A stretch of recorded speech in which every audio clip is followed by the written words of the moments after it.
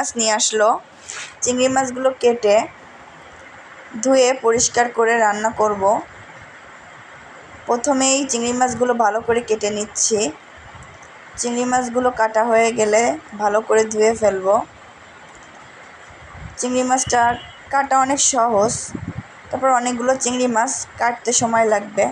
ভেতরের যে ময়লা আছে এটা বের করতে হবে, যে শিরা নাড়ি যেটাই বলে সেটাই। এইভাবে কেটে কেটে চিংড়ি মাছগুলো ধুয়ে ফেলব। চিংড়ি মাছ ধোয়া হয়ে গেলে তারপর রান্না বসিয়ে দিব। রান্না বসানো হয়ে গেলে তারপরে খাওয়া দাওয়া। কিন্তু এখনও তো চিংড়ি মাছ ধোয়াই শেষ হলো না। চিংড়ি মাছ ধুয়ে পরিষ্কার করে তারপরে মশলা বেটে রান্নাটা করতে হবে। গরমের দিনে রান্না করা অনেক কঠিন, অনেক কষ্ট হয়ে যায় রান্নাঘরে রান্না করতে গরমে।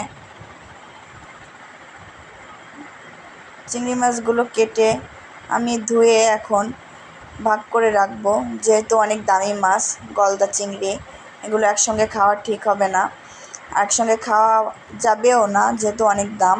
এই জন্য চিংড়ি মাছগুলো আমি ভাগ ভাগ করে ফ্রিজে রেখে দিব। যখন প্রয়োজন হবে তখন বের করে রান্না করব। এই যে চিংড়ি মাছ আমি 3 ভাগ করছি, 3 ভাগ করে এটা ফ্রিজে রাখবো আর 1 ভাগ রান্না করব। যাই হোক, হিসাব করে না চললে তো হবে না, যেহেতু সব কিছুরই দাম বেশি। বাজারে যেটাই কিনতে যাই সেটারই দাম বেশি, বাড়ে ছাড়া। যাই হোক, রান্নাটা শুরু করলাম। রান্না শুরু করেই আপনাদের দেখাচ্ছি গলদা চিংড়িটা যেভাবে রান্না করছি। কালারটা অনেক সুন্দর আসছে, যেহেতু চিংড়ি মাছ অনেক দামি মাছ, ভালো করেই রান্না করতে হবে। রান্না প্রায় শেষ। সবাই আমাদের জন্য দোয়া করবেন। আজ পর্যন্ত, আল্লাহ হাফেজ।